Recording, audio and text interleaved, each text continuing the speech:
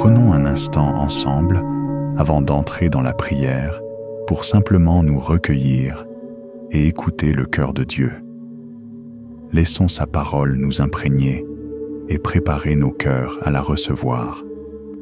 Avez-vous déjà eu l'impression de mener un combat que personne d'autre ne voit?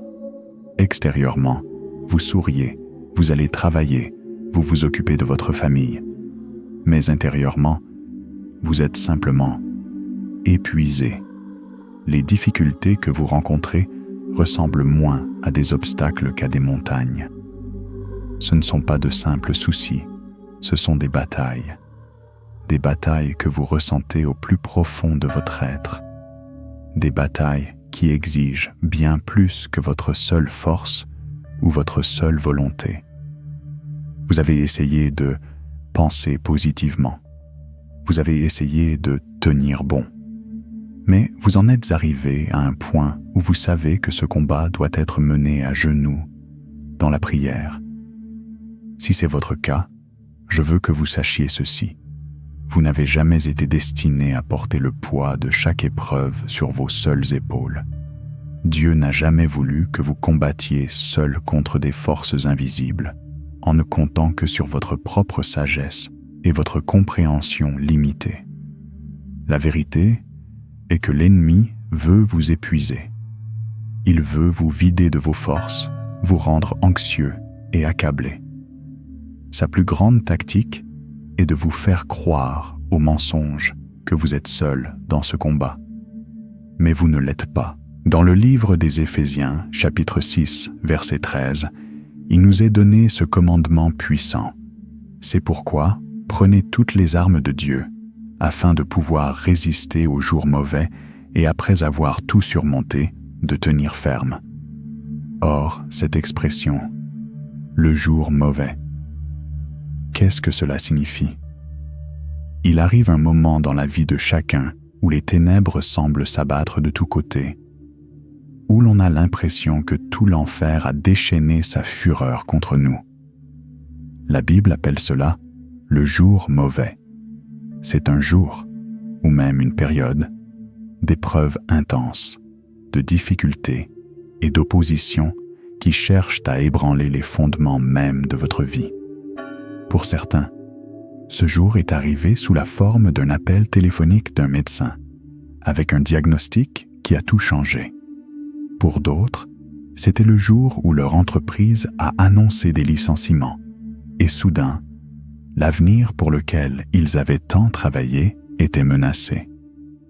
Pour d'autres, ce fut l'effondrement d'un rêve, la trahison d'un ami, ou un échec personnel profond et douloureux. Le jour du malheur, c'est ce moment où la peur n'est plus un simple murmure, mais un rugissement. C'est le moment où les doutes s'insinuent et où le poids du combat semble absolument insupportable. Un prédicateur l'a décrit ainsi: le jour du malheur, c'est le jour où votre nom apparaît sur la liste de l'ennemi pour la guerre spirituelle. Pourquoi vous dis-je cela? Non pas pour vous effrayer, mais pour vous préparer. La vie n'est pas un terrain de jeu, c'est un champ de bataille. Et si vous savez que la bataille approche, vous pouvez vous y préparer. C'est pourquoi Dieu nous ordonne de revêtir son armure, afin que nous puissions tenir ferme lorsque la tempête fait rage. Mais comment se préparer à une bataille invisible? On se prépare en s'abandonnant. Cela semble étrange, n'est-ce pas? Mais vous ne vous abandonnez ni à la peur, ni au désespoir. Vous vous abandonnez à la puissance infinie de Dieu. L'ennemi veut vous faire croire que vous êtes sans défense, mais ce n'est pas le cas. Des armes spirituelles vous ont été données, des armes qui ne sont pas de ce monde. Vous avez la parole de Dieu, plus tranchante qu'une épée à double tranchant, capable de transpercer les mensonges de l'ennemi. Vous avez le bouclier de la foi, qui n'est pas un simple vœu pieux, mais une confiance active qui éteint toutes les flèches enflammées du doute que l'ennemi vous lance. Vous avez le casque du salut et la cuirasse de la justice pour protéger votre esprit et votre cœur. Vous avez la ceinture de la vérité pour vous maintenir stable lorsque l'ennemi tente de saper vos fondements. Et surtout, vous avez un divin secours, le Saint-Esprit, qui vous fortifie lorsque vous êtes faible et intercède pour vous lorsque vous ne trouvez même plus les mots pour prier. David, le jeune berger devenu roi, a dit un jour « Certains se confinent dans les chars et d'autres dans les chevaux. Mais nous nous confions dans le nom de l'Éternel, notre Dieu. » Qu'est-ce que cela signifie pour vous en ce moment? Cela signifie que votre force ne réside pas dans votre compte en banque. Votre sécurité ne dépend pas de votre titre professionnel. Votre avenir n'est pas entre les mains de simples hommes. Votre victoire ne vient pas de vos capacités, de votre intelligence ou de vos efforts. Elle vient du Seigneur. C'est pourquoi, lorsque la bataille fait rage, vous n'avez pas besoin d'avoir peur. Vous avez peut-être l'impression d'être en infériorité numérique, mais ce n'est pas le cas. Vous avez peut-être l'impression d'être encerclé, mais ce n'est pas le cas. Vous avez peut-être l'impression d'être abandonné, mais ce n'est pas le cas.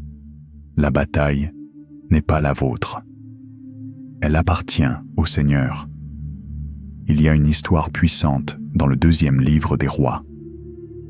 Le prophète Élisée et son serviteur se sont réveillés un matin et ont constaté que toute leur ville était encerclée par une immense et terrifiante armée ennemie. Le serviteur, voyant les chevaux et les chars partout, a paniqué. Il a couru vers Élisée et s'est écrié « Hélas, mon maître, que ferons-nous » Il était terrifié par ce qu'il voyait. Mais Élisée a répondu avec un calme parfait.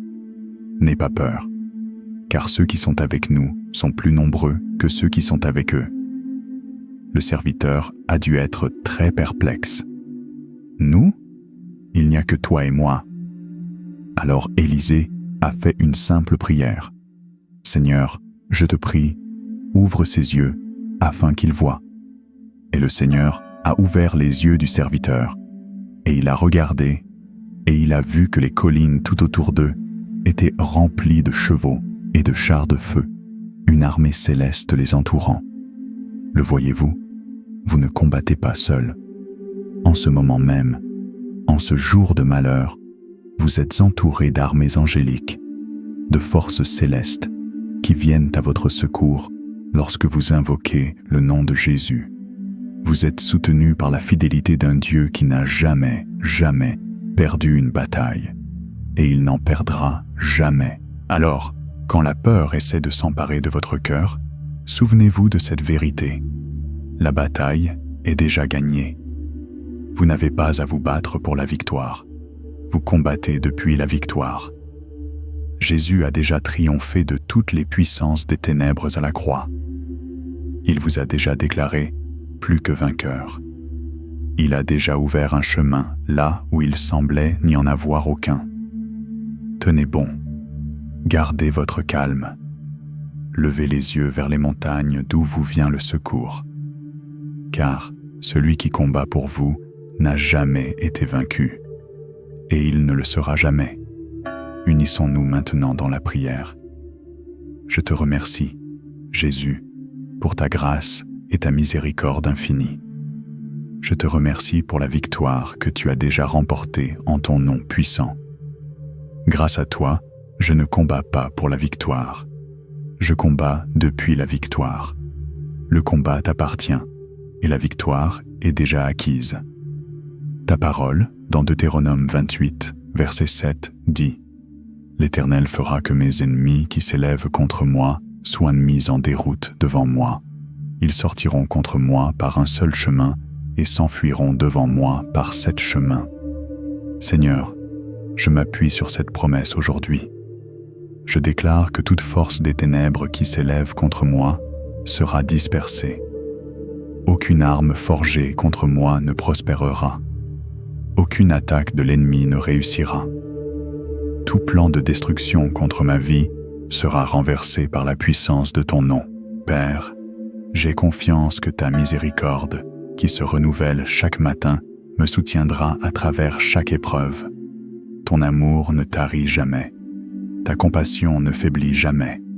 Ta fidélité ne vacille jamais. Tu es le même hier, aujourd'hui et éternellement. Touche ma vie, Roi Jésus. Permets-moi de te connaître d'une manière qui renouvelle ma passion pour ton royaume. Qu'un feu sacré brûle en moi, un feu qui purifie, affine et consume tout ce qui n'est pas de toi. Que mon cœur soit embrasé d'un amour pour toi qui ne se refroidit jamais. Retire de moi tout ce qui ne te glorifie pas. Déracine tout doute, toute peur, toute distraction du monde, et que mon âme brûle d'une quête incessante de ta présence. Je m'appuie sur l'autorité que tu m'as donnée, Seigneur, et je proclame Luc 10, verset 19 sur ma vie. Je vous ai donné le pouvoir de marcher sur les serpents et les scorpions, et de triompher de toute la puissance de l'ennemi, et rien ne pourra vous nuire.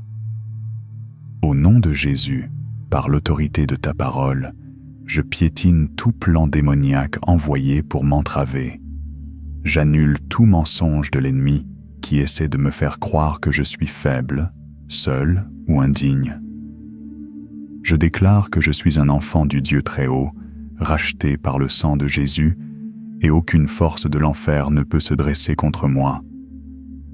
Je me réfugie dans ta parole, car elle me rappelle que c'est toi qui combats pour moi. À ton commandement, des anges sont envoyés pour me défendre et me protéger. Je ne suis jamais seul, car toi, Emmanuel, tu es toujours avec moi. Parce que tu es avec moi, je n'aurai pas peur. Parce que tu marches devant moi, je ne serai pas ébranlé. Même lorsque l'ennemi semble trop fort, je ne désespérerai pas, car ce qui est impossible pour moi n'est jamais trop difficile pour toi, Seigneur. Même lorsque mes problèmes me semblent insurmontables, je ne me découragerai pas, car tu es plus grand que toute épreuve que je pourrais jamais affronter. Tu es plus grand que Goliath. Tu es plus grand que la mer Rouge. Tu es plus grand que toute tempête, toute difficulté, toute attaque de l'ennemi. Tu es l'alpha et l'oméga, le commencement et la fin. Rien n'échappe à ton contrôle, et rien n'est trop grand pour ta puissance. Et je suis tellement reconnaissant que tu sois de mon côté. Tu es mon fondement solide, mon rocher, mon refuge, mon bouclier. Je déclare aujourd'hui que Jéhovah, le Dieu éternel, est ma forteresse, et ses bras puissants me soutiendront, me maintiendront et m'élèveront plus haut que je ne l'aurais jamais imaginé. Seigneur, remplis-moi d'audace. L'audace de rester ferme face à l'adversité. L'audace de croire en tes promesses lorsque la peur essaie de s'insinuer. L'audace de proclamer ta vérité lorsque le monde me dit de me taire. L'audace de vivre une vie de foi inébranlable, sachant que tu es ma force.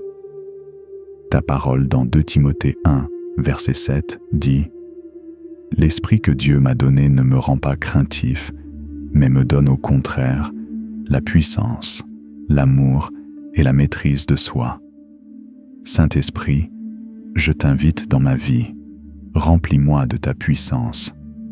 Que ton feu brûle en moi, afin que je ne sois pas intimidé par l'ennemi, mais que je me réjouisse, sachant que ta force se manifeste pleinement dans ma faiblesse. Je déclare aujourd'hui que j'ai un esprit saint, un esprit libéré de la peur, de l'anxiété et du doute, un esprit ancré en Christ, un esprit qui médite sur la vérité et non sur le mensonge, un esprit rempli de paix et non de trouble, un esprit qui demeure en toi.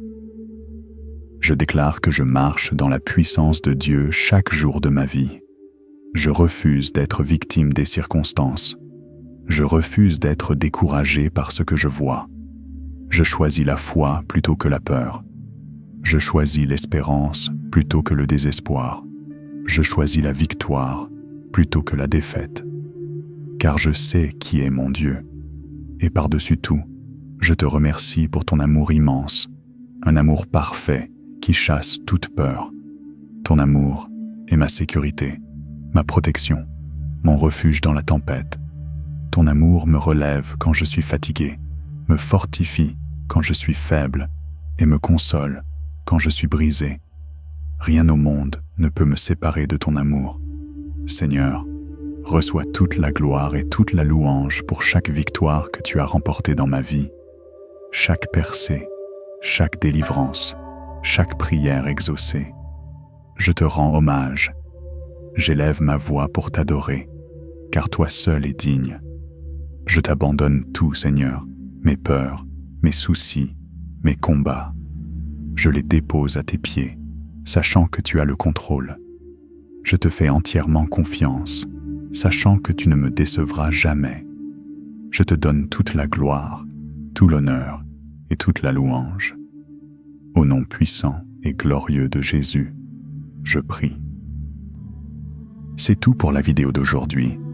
J'espère sincèrement que ce message vous a parlé ou vous a encouragé.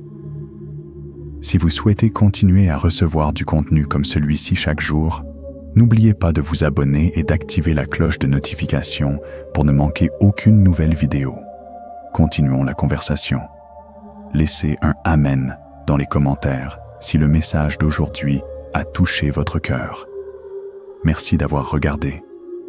Soyez bénis et à bientôt dans la prochaine vidéo.